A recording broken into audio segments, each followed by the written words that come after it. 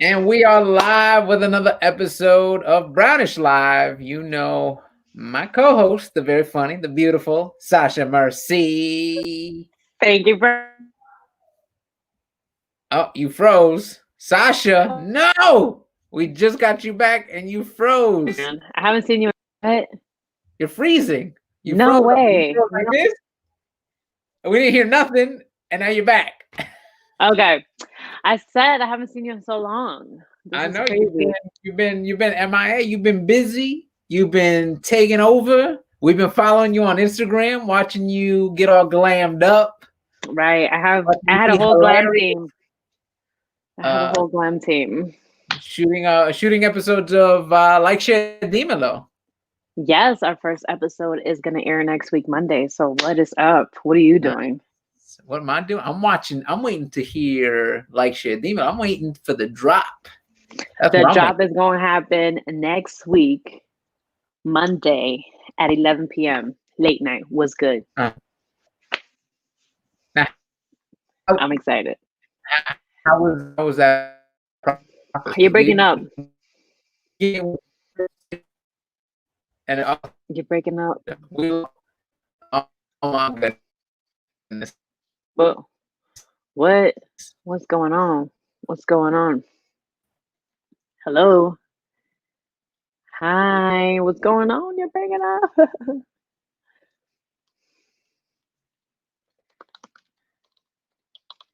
Hello.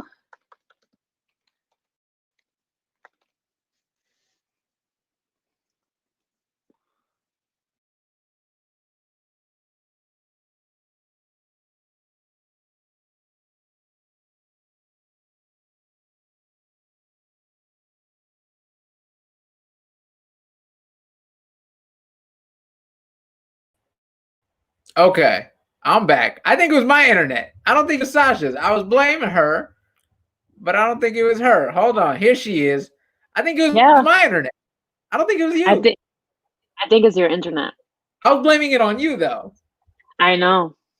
I was quick to throw it all on you. But it's okay, because I'm giving you the space for self-realization. So is that what it is? Is that what we do here? Yeah.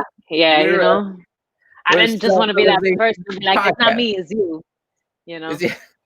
But I had to get there on my own. You had to get there. Yeah, because how were you really gonna know? By the way, with the glasses, you do feel like a therapist. Listen, starting my childhood, Sasha, I had trouble taking the blame for stuff. Yeah. My father and mother instilled in me, so I apologize. I completely understand. Hey, I'm your friend. Listen, I went to therapy. I am comfortable saying I am sorry. I was wrong. Sasha, I was wrong. Well, I'm glad you are back. I'm glad you're back. We have a great guest today. Let's just bring her in. She is yes, I'm excited. She's somebody I met through I don't know if you've done any work with Nosotros. They sort of introduced us, and I don't mean like introduced us in person. I think it was just like an IG introduction, like, oh, you should know this person, I should know this person. And she's awesome because she does a little bit of everything. She's an actor, she's a director, she's a producer. She's really been big lately on social activism. Let's waste no time. Armida Lopez. Hola. How are you? I'm so good to be here with both of you because Sasha, I just started following you yesterday. I'm like, look at this bad bee. Okay. Thank you. Yes, I love the work you do. I even love your default. Yes. Yeah. Justice for Brianna. Brianna Taylor. Yes, girl. What's going on?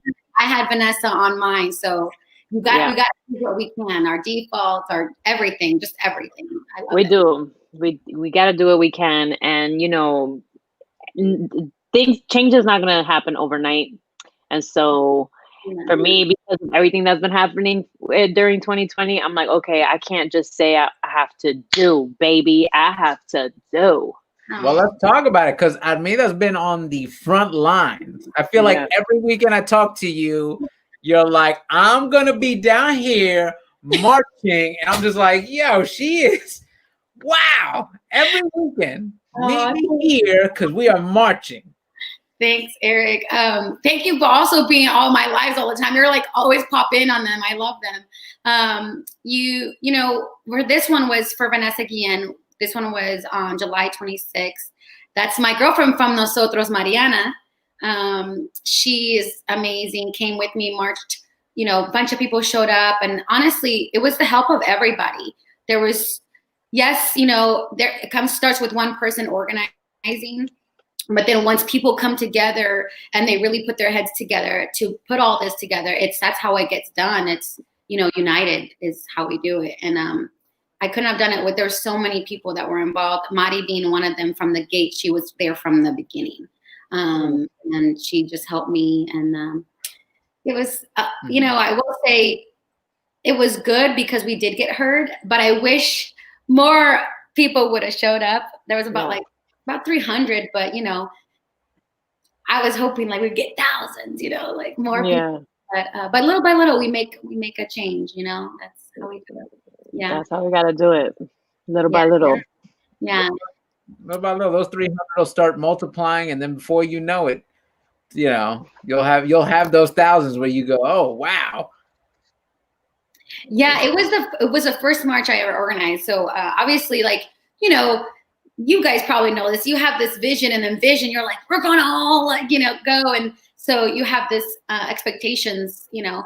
But I think that overall, the news came, it got seen, you know, Mama Guillen saw, which is, you know, Vanessa's mom. And honestly, since then we've done banner drops, we've done vigils.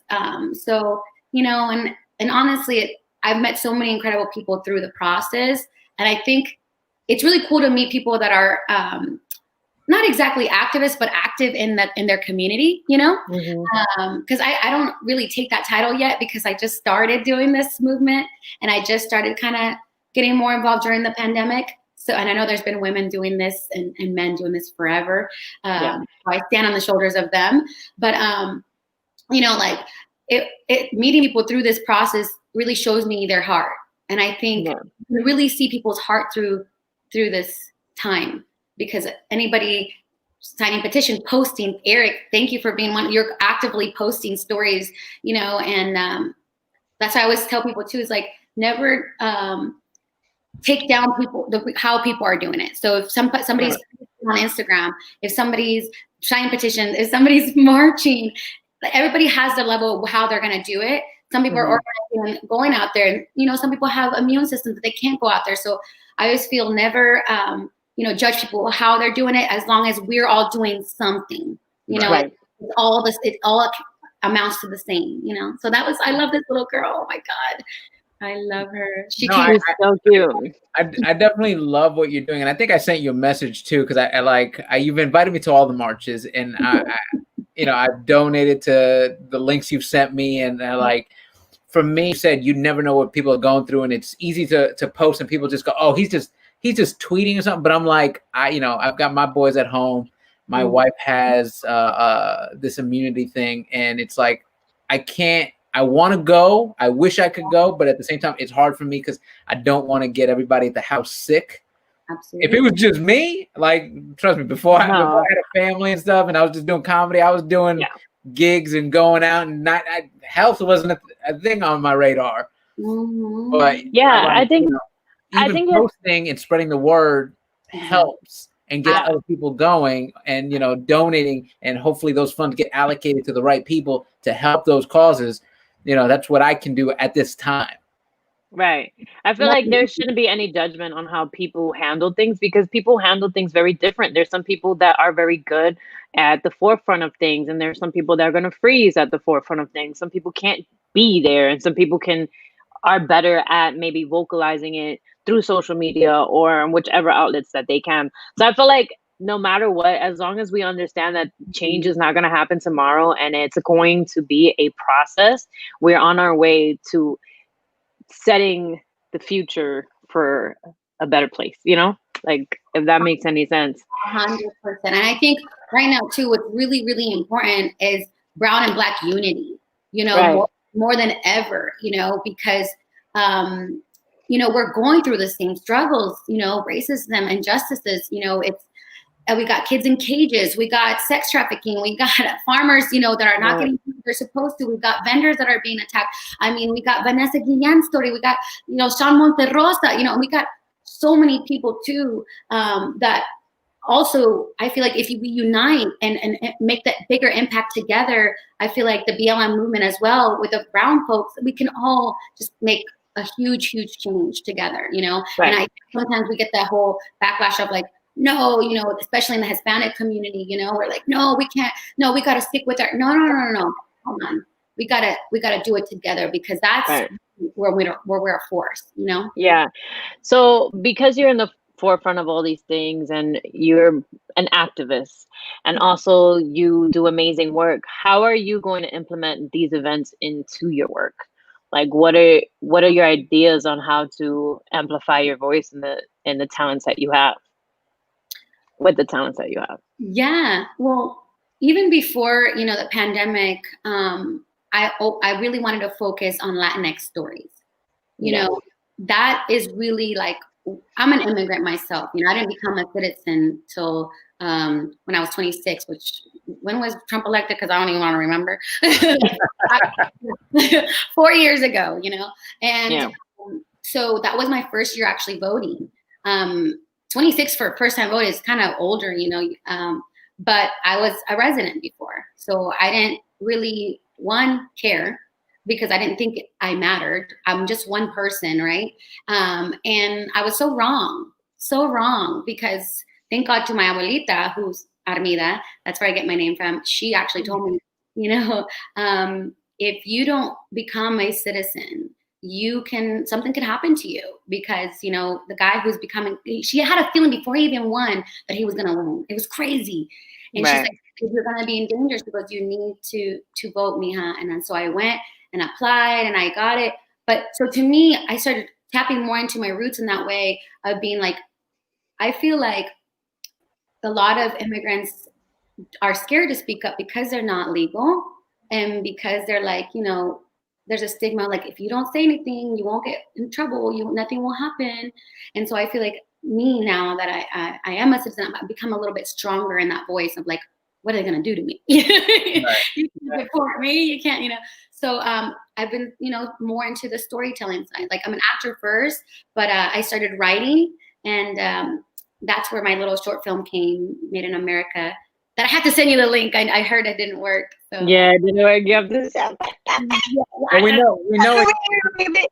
You said it was screening in Georgia, and now it's going to be screening in LA. So people who do want to see it on the West Coast. Yes. So that one's coming in September. So I'm honored to have picked, for this short film. It's my first real festival run. So going back to your question, I will say that by me going back to my roots of writing for Latinx stories, like real stories that are positive in our immigrant lives, not just, drug dealers and all that stuff, but like really raw, real stories of success in America, where we come from, because I would not be here without my mom and my grandma, sacrificing. Yeah. So I think applying those into what I write and speak of and everything, that's how I think I'm going to be able to do it. That's awesome. And by the way, you're never too old to start voting. That's yes, that's true. That's true. I will say this, because I'm the same way. I didn't vote till like Barack's first election, and at that point I was like in my 20s, and it was like, this is like, I just feel weird, like, because it was all about like these young people going out and voting. But we do need to help the community to get out there and vote.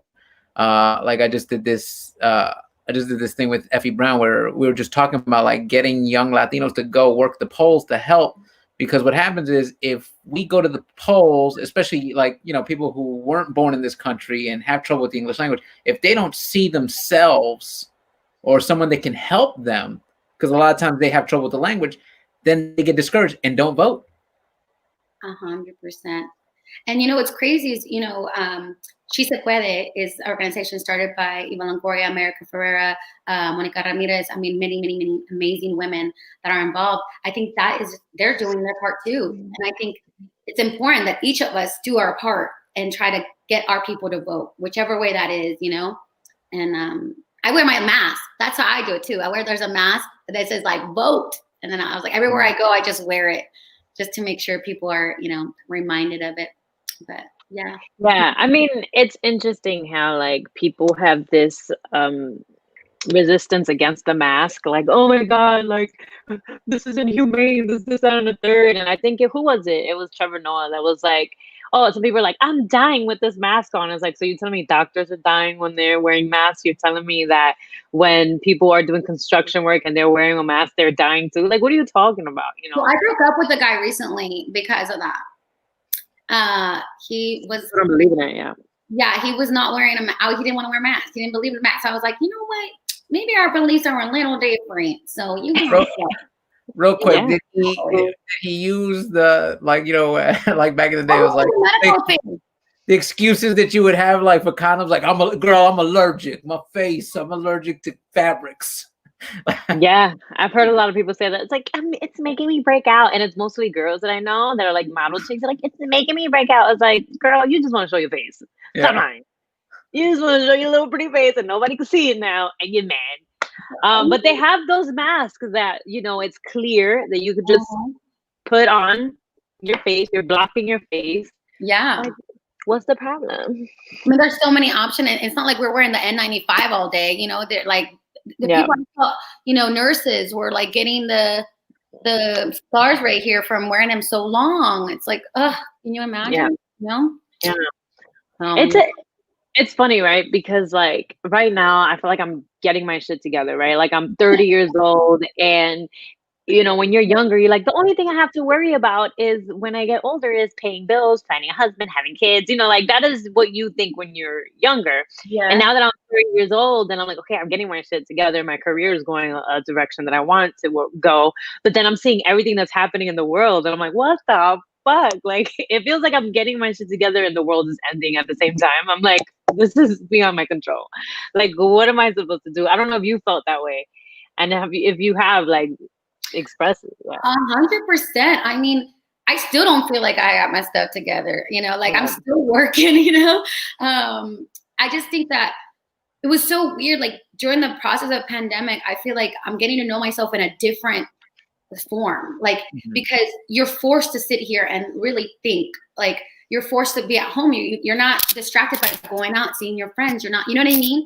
So you get home and you're thinking, okay, what is my purpose?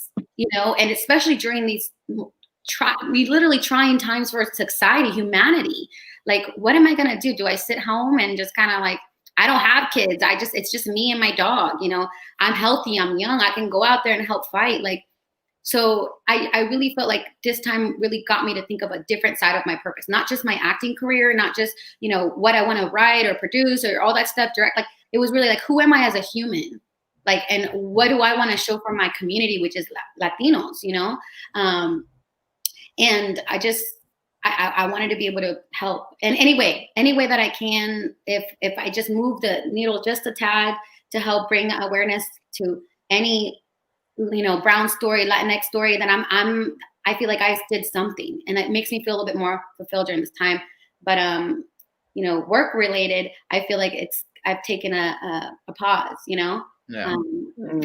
I think the lockdown has done that to a lot of people, where you start focusing on exactly what you're doing. Like, what am I working on? What stories do I want to tell?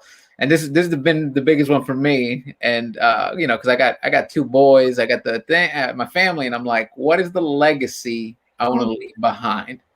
Which sounds like everybody, when you hear the word legacy, people think like, oh, you gotta leave behind like this monumental thing, and not necessarily. It could just be the legacy with your boys or your kids or your family that go, wow. Right.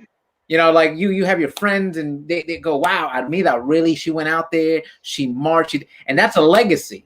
Like it doesn't, you know, and it's something amazing. Like trust me, it's affected me when I'm seeing your posts and going, yo, she is doing it. Like I'm so absolutely. I'm just in awe of the things you're doing. Like, and it's so funny that you're downplaying like, oh, it was only like 300 people showed up. Just right. That's not a lot of people. No, that's huge. That is huge, because you have 300 people showing up now, and next time it's gonna be double that. It's gonna be like 600, then 1,000. That's how everything starts. So like everything you're doing does have an effect. So like, keep doing it, girl. We're proud of you over here. Well, I appreciate it. And honestly, like, I think that's what I'm saying. I've gotten to meet people during this time that I think I would have never, or maybe it would have taken me longer to meet, because I haven't been in the game, in the LA game, for that long as 6 years, you know? So I feel like lately during this process, I'm meeting people, because you get to see people's hearts and who people really are through this process. You know, who's doing something or trying to change. You know, Eric, you know, what you're doing with this show and, you know, highlighting Latinos is just amazing. You know, I looked more into it and I was like, oh shoot, I'm supposed to be funny up in this thing. Like, hopefully. No, he's supposed to just be you. You know? Yeah. So, I hope I make you laugh you just a little bit, you know. You're doing great. Yeah. But, you know, I really love that. And I love to get to meet people in this way, because I feel like then you get to know people at their core, you know, who they are as a person, because you can't hide at this moment. I feel like at this time you're seeing who's really showing up, who's trying to make a difference, who's not just being out for themselves. You know what I mean? Like Veto's been working at a clinic, and she said the most frustrating thing is constantly tell her patients to keep their masks on or cover their noses. Oh yeah. Oh my gosh, in the clinic? Yeah, she works at a clinic. Wow. A lot of love. Let's give her a round of applause for being a hero. I was like, sorry, my hair got in my way. I couldn't read the comment. I was like, yeah. No, 6 years. 6 years is a long time. Because Sasha, you've only been here, what, 2 years? Right? About to be 3. Yeah, it's about to be 3. Even though I am going back and forth. Like after this, next month I'm gonna book a flight to New York and just be there from then to the holidays. Mm-hmm. So, you know. But New York is beautiful, girl. I love New York. Oh, Mariana in the house. Yeah. Mariana from Nosotros. She's a big. Hello, hi. She's the one wearing the con varios. Yeah. Oh, that's her in the picture? Yeah. Awesome. Right next to me, fighting with me. That's my girl. New York is one of my favorite places, honestly. I love the people there. East Coast people along. We're all day.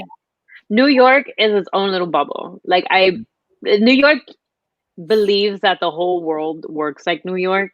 And it's not until like you leave New York that you're like, oh shit. It feels like everyone is just living back in the day. Like it's like back in the times. It's like, you know, when I came to LA, I didn't realize how segregated everything is, because I'm like, LA is the TV. Like I thought they would be more progressive than I actually thought. But because I lived in New York City, I didn't realize how much I didn't really rely on Hollywood to have me identify with who I am. New York is a culture of itself, right? Like you meet Muslims, you meet Christians, you meet people of all these different types of religions, all these different, everybody's together. So it's like a little bit of everything. You're infused with a little bit of everything, you know, like if you're Indian or if you're Dominican or whatever, and you grew up on the same block, like you Bronx, you know, like we're not thinking of, we're like, oh yeah, you got Indian like descent, you're Dominican descent, but we Bronx, right? Or like, you know, there were so many things that I got to know from different cultures without me leaving New York. I was able to learn about a place called Bulgaria. And I never, you know, like I never stepped foot in Bulgaria, but because people come to New York, you get to learn so much. Yeah. And I didn't realize that is its own little bubble. There's a lot of Salvies out in New York. Yeah, and that's also too. Like my uncle was married to my tia Vicenta, who's Salvadorian. So I grew up, you know, so that culture was also a culture that I grew up with. Huh? Pupusas, yes, yes. Girl. Yes, exactly. So I'll make I'll make you both some. I'll make you pupusas. Yes. Girl. I'm taking you up on that. Don't offer and then take it back. I'm being serious. I haven't cooked them for people in a long time. You know, I haven't had anybody over, but yeah, I'll cook them. I'll just ship them to you. So Where do you live? Where are you living? Downtown, DTLA. Okay, cool. Okay, that's cool because you're more in the city, so that's nice. Yeah. I mean, I have to ask this because this is really a dig at Sasha. Do you have a car? Do you have a license? Me? Yes, I do. But when you moved here, did you have that all set? Sasha, where you going, Sasha? Come back here, girl. Come, hold up, Sasha. I got your back. I know where this is going. Sasha. What happened was COVID happened, and so when I was in the process of getting my driver's license, a pandemic happened. But I need to get one. I do need to get one. That's a very New York answer. Listen, what happened was. No, I have a car, but when I first moved, I did have a license, but when I first moved here, I didn't even have a car because I had sold my car to have enough money to come here. Mm-hmm. But then I saved up more money and I got another car. But I did have a license. But I will say New Yorkers have a different way of doing things because they don't have to drive. Oh, yeah. That's what I'm saying. We live in a bubble. Like, it really, that New York is not like the real world outside of New York. I know adults don't have their licenses in New York. Yeah, it's very anecdotal. Yeah.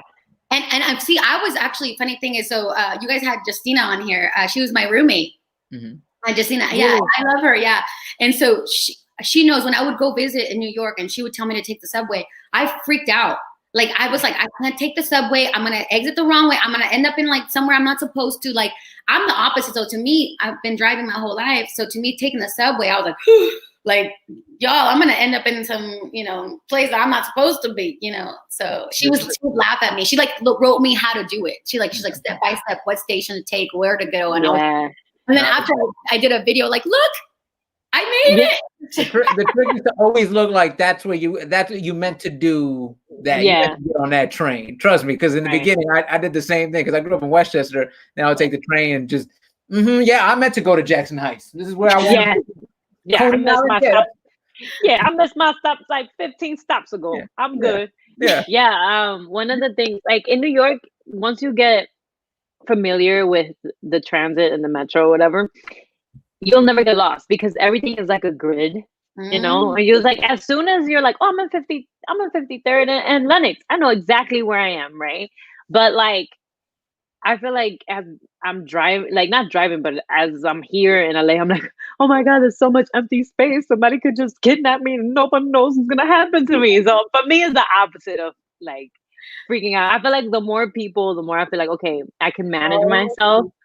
But because everything is so spaced out here, I'm like, oh my God, I'm gonna get kidnapped, Mariana's like, she wants me to cook for her. I haven't cooked for her. I do owe you some pupusas too. Dang, these pupusas are gonna add up. Right. You're gonna have to do a party. You're gonna start your own business. Yeah. Salvadorian pupusa restaurant, just in my lit kitchen. Yeah. Do you have a backyard? No, I have. So I live in like a little studio loft in downtown. So I got a little like outdoor area, but no yard, no grass. Downtown, there's barely any grass around here. My poor little brother, he poos and pees in cement. I'm like, kitty dog. By the way, I wonder at what age you stop getting worried about kidnapping. Because my wife's always like, if I go out there, somebody could kidnap me. I'm like, you're an adult. Ain't nobody gonna kidnap you. Stop it. She's like, somebody gonna kidnap me. You already stopped it. Ain't nobody gonna take you. It's just the paranoia, I think, after a while. Because I remember my ex's grandma, she was like 80 years old. And she's like, a mí no me gusta salir porque están violando a la gente que son ancianas. I'm like, really? I haven't heard this. Oh my God. My abuelita, same to this day. So call me. ¿Todo está bien? Yeah. ¿Has visto todas las cosas que están pasando? Sex trafficking. Oh my God. Like, I'm like. Yeah, girl. Grandma, I know. I know. Just gouge them by the eye and just punch them in the throat. I'm not a boss, so come at me. Yeah. I want to talk to you a little bit about so you're working now with at Mr. Baby or B Baby. Mr. Baby, yeah, Michelle, yes. Oh my God, I love her. You guys are gonna be doing murals around Los Angeles. So Mr. Baby, Michelle, she is an incredible artist who I found through another person that referred me to her, and she's a Latina, she's a mom. Her work is just really beautiful. And I just love supporting, obviously, Latinos. But just as a mujer, she's just incredible. And she's been doing this for a while and is, during a pandemic, obviously we all took a hit. And when I met her, I told her I had an idea. I'm like, listen, I want to make a mural for Vanessa Guillen. How would you feel about that? And she's just like, oh my God, I love it. Like, I would love to paint her. So she painted this demo that we had, but then we were looking for walls. And let me tell you, looking for walls is not an easy thing. So I give it up to artists that do this for like a living and that look for walls, because it is not easy. Look at her. She also is really advocating Black Lives Matter, everybody in the movie. So she's doing it through her art, you know? Mm-hmm. And I just really, I really love her, and I commend her for giving me the time for wanting to do this, because she's not getting paid to do it, you know? Right. We're just both advocating for it. We partnered up. I'm helping find the walls. She's using her art. And yeah, like just yesterday, we were painting a mural for the vendors. So that we have, actually, that's happening right now as we speak. And that's amazing. Yeah. So, because, you know, a lot of the things that are happening to the vendors right now is really sad, how people would just want to rob for like $100, $80. Two of them that died. And, you know, these are people that I grew up in my community seeing, working, you know, and they're working through a pandemic. So the fact that people don't know how to respect that code is just mind blowing to me. Yeah. But so to me, I thought, well, how can I help? And so we switched the Vanessa mural, because the Vanessa mural, we didn't want to put it in the back of a building, and this wall is in back of the building. We wanted her to be more in the like a forefront of a bigger building to be seen. So we're going to postpone that for October, that mural. And then this one, we're doing the vendors, because this one you could see it through train tracks. Mm-hmm. It's a Studio 50. And thank you to Kathy for letting us use her wall and her space. And she just donated the wall to us. And now you'll see, you know, the elotera that got attacked a long time ago? Yeah. She, her name is Amarelis. Okay. Yeah, this is Mr. Baby. But Amarellis got attacked a long time ago. And, you know, it's right here in South Central. And so I kept in contact with her. And then when I had the idea, when another one died, I said, you know what do we do a wall to, you know, in memory of them, and to kind of show people, like, respect them, you know, respect our community, respect our vendors. They're essential. And so we'll have the face of Amarelis, and then we'll have the face of a vendor that's working during COVID with the mask. So how does this come about? So when you're looking for walls, what you're basically doing is hitting up the owners of the property and asking them if they can do it on their wall? Yeah. So you pretty much like knock on door to door, you know, or business to business. I felt like I was a politician for walls. Like, I was like, listen, we really need your wall. Look at this beautiful wall. Like, you know, so it's literally like, that's how you do it. I was talking to Michelle yesterday, Mr. Baby, and I was like, how do you do it? She's like, she goes, now the walls come to me. But when, you know, in the beginning, that's how they do it. That's how artists do it. So I've learned to respect artists in a whole different way. That's amazing. I feel like that's the Los Angeles way of life. You're going to hear 100 no's before you get that yes. Except this one, you're going door to door looking for the no. Excuse me. No? Okay. No, okay. That's, you know, exactly. You know, and then, you know, what's crazy is one business we went to and they said no, but they referred me to another one that might say yes. You know, they're like, oh, we can't paint here because of this, but you can go ask them because they would probably love it. So, and, you know, luckily Studio 50, which does focus on artists, is allowing us to do that. And what we're going to do is we're still finishing the final touches to it, but after she's done painting, we're going to do like an event to help bring vendors in to see it, because Armidas hasn't even seen it. So the vendors have not even seen it. They don't even know. It's kind of like a surprise. Right. And when they come, we want them to come help support the vendors and come see the mural. It's going to be like a little party. So it's going to be within the next 2 weeks. So stay tuned for that one. But we're just trying to do our part, and, you know, Mr. Baby's trying to use her art, and I'm just trying to advocate and help organize to try to see the more that we can do, not just marches, but how can we get our people seen, you know? Right. Absolutely. Yeah. That's amazing. I wish this pandemic wasn't happening right now, because I know me and Sasha would definitely, you know, we have the Laugh Factory at our disposal to do the Brownish show, which we would totally do some kind of comedy fundraiser, and love to have, you know, absolutely some way to help you guys raise funds for the vendors, raise funds for the Vanessa Guillen. Like, it's just so much stuff you're doing. And Right now, like, I feel powerless because stand-up comedy does not exist, and I can't do those things for you. Well, you know what? You've given me this space, so thank you, because I'm allowed to talk about it here. You know, I mean, I'm not doing as many interviews as I used to be. I'm not going out. I'm not auditioning as much. You know what I mean? So just being able to talk about it alone. Thank you both so much for giving me the space, and I'll send you all the details, and then whenever you can help post, and people can come. Absolutely. So no, you're definitely, you're powerful in your own way. You're doing it. Erik, literally anytime that we have something that is coming up, Mariana has been, a testament to this. She'll post something, he'll come and he'll be like, what are you guys doing? Oh my God, I know about this story. And he'll like post about it right away. So that we're already like loving you, because we always think of you too. We're like, oh, Erik's really coming through on this, you know? Yeah, honestly, I mean it. Any way I can help, whether it's posting or if you guys ever want to do some kind of virtual event, let me know. You know, any way I can help, any way I can help highlight those stories, any way I can spread the word, any way I can use my talent to help you guys raise funds. You know, never hesitate to call. I feel like a lot of the times we're scared to ask for help, or we feel like there is no community to turn to. And that's what, I've been actively doing Brownish. That's, teaming up with Sasha, working with Nosotros. Yes. Like, we definitely have to create that community, because sometimes it does feel like we're all alone out here. And if we create that community, we are stronger together.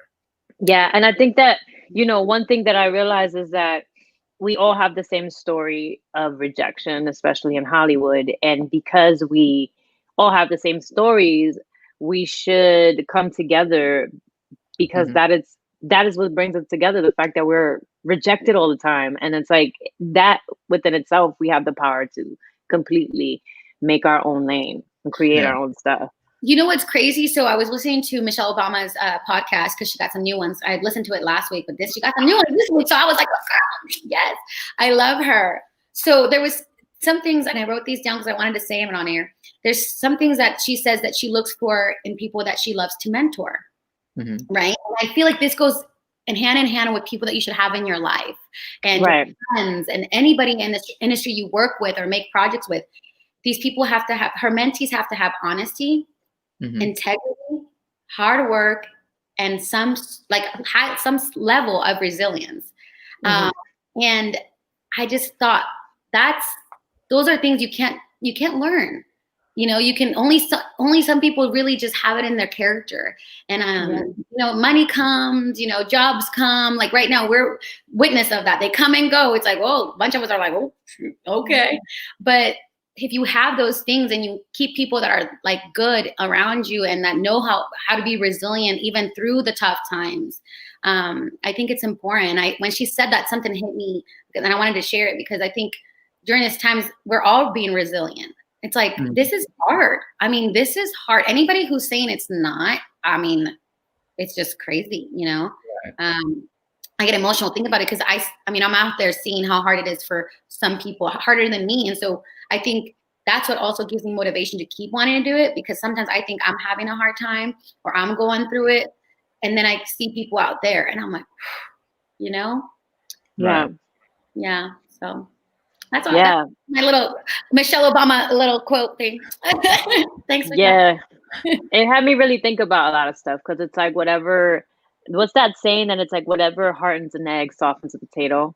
Like the water that hardens an egg softens a potato. So it's like not everyone is going to be able to have the same strength and resilience. And resilience is a gift to some, because they can see ways to like make their situation better, versus some people that are just like, I don't know what to do, And that's why it's so important to have people that are genuine, honest, and have integrity, because if not, it's a rough business, It'll be a rough, but it'll be rough. I'm not gonna lie to you. I'm gonna steal that saying from you. I'm either gonna drop it on my kids or in a meeting, and I'm gonna take full credit for it. Like, it's like I always say, the potato.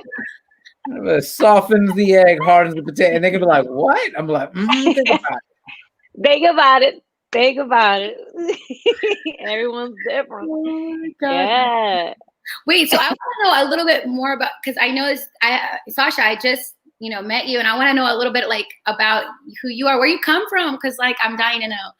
Girl, I came from the hood. No, I came from the Bronx, right? I was born and raised in the Bronx. Both of my parents are Dominican immigrants, and I feel like as a Dominican in our culture, we're always like joking around and being funny and all that stuff. And I always say like I was just the smartest one in my family to like make money off of making jokes, right? Because everyone's funny, right? So like I just started doing rants on social media that ended up turning into comedy bits, that ended up turning up to sketches that now, I have a TV show, A Fuse, that's dropping next week. Girl, on a Monday. Support you. What's it called? It's called Like, Share, Dímelo. Yeah. And so that's something that me and Dee we're working on right now. We're still doing the edits. We are both EPs on the project. And let me tell you, that was not easy. It was not easy at all. But I can only learn from the experience and be grateful for the things that I learned now that I didn't know before. And I think that for me, if I didn't go through that experience, I would have never learned anything. Yes. Yeah. So I want to start doing that. Actually, you know what's funny? Was there a demo of this? I saw it somewhere. Yeah, there's right now on YouTube. It started off as a YouTube show, but it was so good, they go on TV. Yeah, like you go to Fuse TV. Like, let me show you the new trailer for the new one coming out. Hold on, I'm gonna send it to you. But yeah, so it's just like learning all these things and like don't let Sasha downplay. Like, oh, I'm just doing this little thing. No, Sasha is blowing up. I love girl. No, don't say that because we don't know. No. I just know that I love doing what I do. That's all I know. I know that that's what I want to do. I want to be able to make bigger projects. I want to be able to get to know people that are talented in what they do and like be able to I really want to be able to cultivate this world for people that are just like us, because like every time, I mean, for me, because I am Dominican and when people see me, they're like, do you speak Spanish? Are you like, Yeah. Like, do you speak Spanish? Hold on. I think that's the wrong one. Let me send it. What is going on here? But like, that's a simulation video. That's not what you said? Yeah. BTS, no. BTS, I love it. Hey, come do my makeup. Oh, yes. Yeah. No, I'm going to show you this one. Why is it sending you the wrong one? Okay, that one. So basically it's like, huh? You're Afro-Latina. I'm Afro-Latina, but it's difficult when you are in America and they're telling you like, you're not Black, right? And it's like, okay, Black is a race. Okay, what you're telling me is that culturally, I'm not African American, but I am Black Dominican. So like, that's something that now, before I was like, oh my God, I'm having identity issues. And now I'm like, oh, I know who I am, But even that, trying to explain it all the time, I feel like it's exhausting. There she is. Okay. And especially being a Latino, like, we identify how we identify. Like, you always have a cousin that's lighter than you or a cousin that's darker than you. And we all see each other as one. Oh my gosh. I just stayed in my house yesterday. I was like, yes, all the good vibes only. Yeah. I love this. I love this, queen. Thank you. Thank you. I appreciate it. Latinas, I love it. Latinos, yeah. I love it. I love it so much because I feel like it's like a little piece of me winning too. Because I'm like, oh, yep, we're going up there. That's what I'm saying. Like we're in this together, and so this whole culture, like I don't understand the world that we live in right now, where they're constantly trying to like separate. We're constantly trying to separate ourselves from so much, and it's just like, dude, like we need to stick together. Like that's that old school mentality of like, oh, I'm jealous because Sasha and Dee got that, and you don't realize it's like we can't think like that anymore because there's so many platforms. A win for them just elevates. Oh, we need more voices over here. Somebody told me something so interesting when I was like first becoming like trying to be in the entertainment world, right? Because I wanted to be a singer at first, and they were like, as soon as you realize that you're not doing this for yourself, then you're going to understand your job more and you're going to understand what it is, your responsibility more. So when people are just worried about like them and how they look on camera and what this, that, and the third, and not really understanding the message behind it, I mean, that's where the problem sometimes lies, right? Especially because the entertainment world is a business, you know? Absolutely. They just want to be able to be like, and my thing is this, right? The entertainment world is the exploitation of the human emotion. That's really what it is, right? Is it the glasses? You hit us with the potato egg thing. I had to think about that for a second. I was like, yeah. Oh, it is, because it's like, what are you oh. selling? Are you selling sadness? Are you selling happiness? Are you selling, sex? Are you selling drugs? Like, what is it that you're selling? What is it going to make people feel, right? And as soon as you understand that, like, you'll be set. Sasha, where you get those glasses? I need a pair. I know. You need that? You just hit us with gem after gem. Woo! I read. No, I read and dabble. I'm with you both. I feel like exactly a win for our brothers or sisters is a win for us, because at the end of the day, that's what it's all about, is getting it's all about community of brown folks on TV, brown folks behind the camera, brown folks in comedy, just everything. We need all hands on deck in every avenue so we can create more jobs, really. Right. If I have, more success, I have more opportunity to give more jobs, Right. And that's the reality of it, right? When you're doing this, and it's like the viewers, but who are your viewers? You're doing it for them, because there is an honest part of you that is just like them.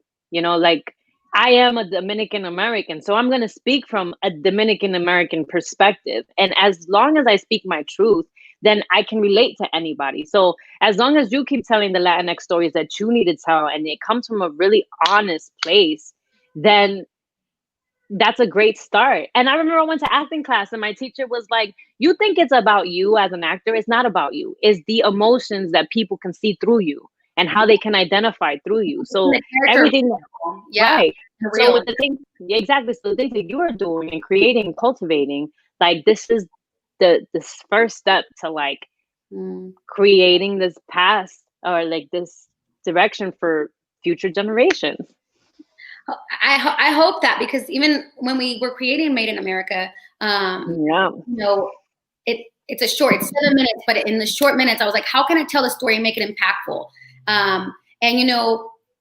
It was, once you see, I'll send it to you, but you'll see that all my leads are minorities.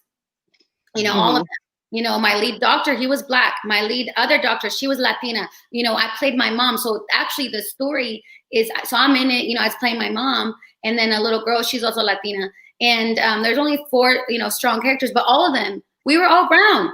And it's important for me to do that, because one, it's a real story of my mom and I, how we migrated from El Salvador to America, and how literally the Black doctor helped us. Like, there was no division at that moment. He literally helped us. And to this day, I haven't met him.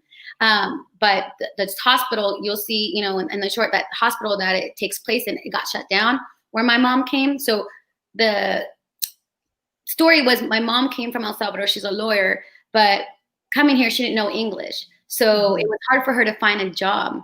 So there was a point in time that we were so low and broke that she didn't even have enough money for the bus. And my mom was, because we were searching for work for her. So here I was coming, she picked me up from school, and she's just trying, we were staying at my aunt's house. Like, she was just trying to get work. And I was 9 years old, and we had just come from El Salvador, and she's sitting in the bus stop, and my mom's just crying because she just doesn't know what she's going to do, because no one's hiring her. She's dressed up to the T, she's a lawyer, but no one, she's like, do you speak English? She's like, no, So here comes this man, and he was a guardian angel and helped my mom, and said, why are you at this bus stop late at night? And she goes, I just don't have enough money, to go on the bus. And, he's like, wait, what do you need? She gives him her resume, and the resume says she's a lawyer, and he spoke a little bit of Spanish, and he said to her, you know what, come with me. And he gave my mom her first opportunity in America as a cleaning lady. She used to clean hospitals. And so, from that moment on, she was able to go to school at night and learn English. She was working, and, I just think without him, without somebody coming into our lives to be willing to help, to not judging why this woman was on the bus stop, why, anything. He literally was like, here's me. I'm going to help you. I don't know you. They didn't know each other. And he helped her. And altered our lives, you know, and then you'll see the ending. It has a little cool twist to it, but I can't wait. I can't wait to see it. Yeah, but it's important to highlight those stories that sometimes in our community, Black and brown community, we do help each other too. You know, there's a lot of negativity going on too, and a lot of division. But in that story was very real, and I casted it exactly how it happened. So and I hired all women in the cast. We were like 95% women, except for three men that were, you know, minority, 2 Latinos and 1 Black guy. And so I told myself, if I have the control for once, and and it's my own money, then I'm gonna be able to try to do it the way I can, you know, and you know. So if you're in LA, make sure you go support the film. Go see the screening. Definitely. Oh yeah, it's a beautiful film. It's, I want to watch it. Women, it's beautiful Black and brown faces. Yeah. So go check it out. Yeah, their Instagram is at Made in America Film. So if you guys have, like, you know, go to their Instagram at Made in America Film. Follow it. Also, I want to know, what was, like, how long did it take you to write the script? Because I'm guessing you wrote the script and you directed it, right? Am I correct? Yes. So how long did that take you, that process? And where did you go emotionally? And did you feel like you had the courage and the tools to complete this project? Well, so first I was in Atlanta, because I lived in Atlanta for almost a year, actually, because I shot a film, Boss Level, out there. I think it's supposed to be coming out the end of this year, but now who knows? I don't know what's going on with it. But it's we're shooting it out there. And while I was out there, I realized there were so many jobs out in Atlanta. So I thought, well, why don't I, when I go back to LA, think about when my lease is up and move to Atlanta. So, and maybe it could be more work. And because I was booking a lot of commercials, but then I just wasn't getting enough TV and film. So, and in Atlanta, there's tons. And so when I went out there, at first I thought, oh, it's going to be cracking here in Atlanta. Oh, yeah, that's there you go. Yeah. I was like, it's going to be cracking. Yeah, mask on. It was totally COVID safe, y'all. And then I was like, it's going to be cracking in Atlanta. But then, you know what? I actually had not that much. I had a lot of auditions. I just wasn't booking. And so I was just like, what is happening? What is wrong with me? So I just decided, I'm like, okay, well, how can I do something right now to create something that I can put myself in? And I don't know where. I just started going back to my childhood and what happened. And I think if I have any advice to anybody writing things, like, go back to you, you know, like, you know your story better than anyone. And I think that's where it all starts. Like, if you tell the truest story to you, I think that's why it's successful. It's not because I really, like, I don't feel like I created an Oscar-winning film. It was because it was so real to me and people feel it. And it was my story. And so when I sat down, it took me 2 weeks to write. You know, it's a short, but it was about, you know, I'd say 15 pages, 14 and a half, but whatever. No, the title page. No, just yeah. No, but and it didn't take me that much longer because I knew it, you know. But it was the revisioning that I sent it to some friends who are better writers than me. So I was like, hey, what do you think about this? You know, so it was, I did have a community of great people that helped me, you know, give me feedback. And I think that's important. And then from there, I met this woman named Alana, and she was in Atlanta, my co-producer. And, you know, I met her at a networking event, and I told her about my story. And then she was like, this is so cool. We should make it a short. And I was like, okay. But then I met this other woman from Latinas in Media in Atlanta. And she's like, this should be a play, you know? And so I actually made it a 1-act play first. So before I made it a short film. So okay. So it became play first, and then we showcased it. And then afterwards, it became a short film. And that's because I met Alana right after that. So I told that a little bit backwards. But yeah, and so it was like, boom. And then from there, I got the courage enough to go, I'm like, wait a minute, people want to come see it as a 1-act play. I should make it. But I wasn't in the 1-act play. I only directed it. And so I was like, wait a minute, then I can tell this as a film. And so that's when Alana and I got together and we created it. And I acted in it. I wrote it, directed, produced it. So wore many hats, but it was the first time that I ever felt like I was actually capable of doing all of them. You know, but it was because I think also other people were like, we really like this story. Like, this is so cool. Like, this is a really impactful story. We should tell it. So it encouraged me to also want to be able to do it. So it was, I think the filming process took maybe, I would say 3 months, like 3 months to put it all together to everything. Like one after the play first, that one took like a month and a half. And then, you know, we did rehearsals. And then after that, right after, like literally like the day after I shot it as a one-act play, I said, is it called shot it when you, no. Yeah, when you shot it, right? Okay. Yeah, when you shot it, you got it. Yeah. As a one-act play, and then after that, we shot it as a film. That's awesome. Oh, this is great. I say that all the time. So showcased it. That's after we showcased it. That's what it's called. Oh, okay. Then we shot it. There we go. I tell comedians that all the time, like, or even like young people in the biz when they're like, oh, you know, they get frustrated with the roles that are out there, or they get frustrated that they're not going out, or they get frustrated. But I'm like, well, right. What's your role? What do you think you can do? Tell your story, you know, because that's the biggest thing is like, we always get frustrated with what's out there. I'm like, well, why don't we create our own thing? You know? Yeah, absolutely. And you know, I love that you did that. Yeah. I mean, I wasn't working. So I was like, why not, you know, and then who can play my mom better than me? You know, I was exactly. There, you know? Exactly. And I will say it was therapeutic and also vulnerable. Therapeutic because there you go. That's beautiful. Yeah, because therapeutic because I was like, I got to live it again. And sometimes we close those doors because you're like, I don't want to remember how I was broke and my mom was crying in the bus stop, and you know, who wants to remember that shit, you know? And so, but thinking about it again, realizing that's part of who I am and why I'm, you know, there's a drive in me. Then it reminded me of like why I am the way I am, you know. Right. In El Salvador we say cachimbona. You know, why I'm cachimbona. And then in Mexican, it's chingona, you know? So I reminded myself, like, why am I that way? And it's because where you come from, it gives you this force, you know? And I almost didn't finish the film, actually, to be honest with you guys. What? Yeah. There was a time that a lady came.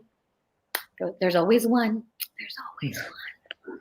And so we were filming it, and she was giving us her studio for free because it's a hospital scene, and we didn't have enough money to make a hospital. So we're like, hey, you know, Alana had met this woman, and she's like, I'll give it to you guys for free, you know, just shout me out. And we're like, okay, cool.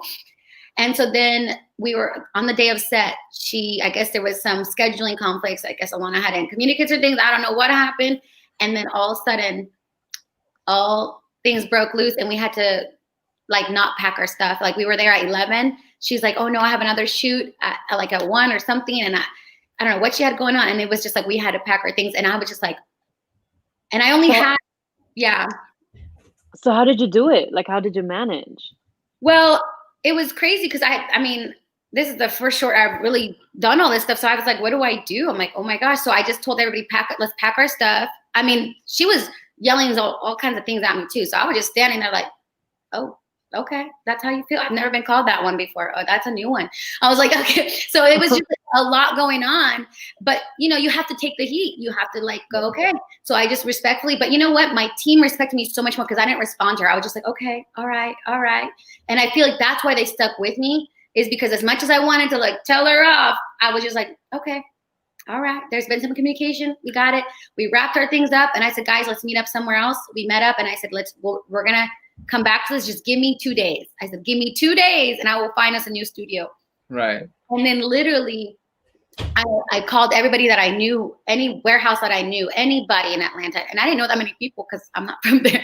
So like, I was just like the 3 people I knew. I called them and I was like, please help me. Like, I just need to, you know, these people are going to go work. Cause a lot of these, you know, my DP, my gaffer, these are working women. Mm-hmm. They work in Atlanta. And so they're giving me 2 days of their time, which turned into 3, that they're not getting paid what they're worth. Right. So I was just like, oh my gosh. So luckily my friend at Raider Films, you know, Ian, he helped me out.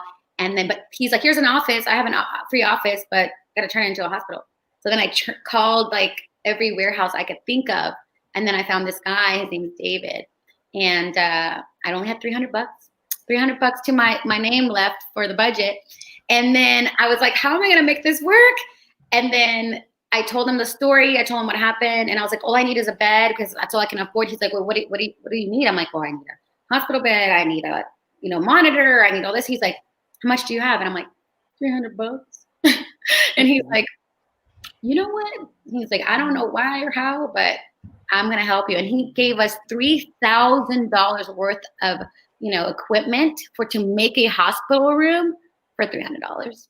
David? See, that's the resilience right there. Like, that's the resilience that Michelle Obama is talking about. Like, you could have folded, you could have gave up, you could have been like, the world is so cruel, but you really were like, this is my legacy. Like, this is the beginning of something great, and therefore I got to make this happen. Yeah. That's truly inspiring to me. But it's also angels. David, shout out to David, my Black brother. Like, again, he's so, like, I will never forget David. He was actually at our screening there. And to this day, I'm just like, man, anybody ever needs medical equipment in Atlanta, warehouse, go to David in Alpha Medical Supplies in Atlanta. Because he's the bomb, and it's saved our film. And then we shot it, got it done, and now it's on festivals. So that's awesome. Congratulations on everything. Congratulations not only on the film, but everything you're doing. I know. I swear, I wasn't lying when I say I'm in awe of you, and I think everybody should follow you and see the things you're doing and be inspired and try to, tell your story, work on your legacy. Before we let you go, what do you want to promote? Where can people find you? Give us everything. Okay. So mine's the Armida Lopez. You can follow me on Instagram or Twitter. I don't really do Facebook. So just tweet me or at me on IG. And then my short film is Made in America Film. And come to the festival in September. Hopefully it'll be live in person with mask on, COVID safe. And come support women behind the camera. We need more women behind the camera. Yes.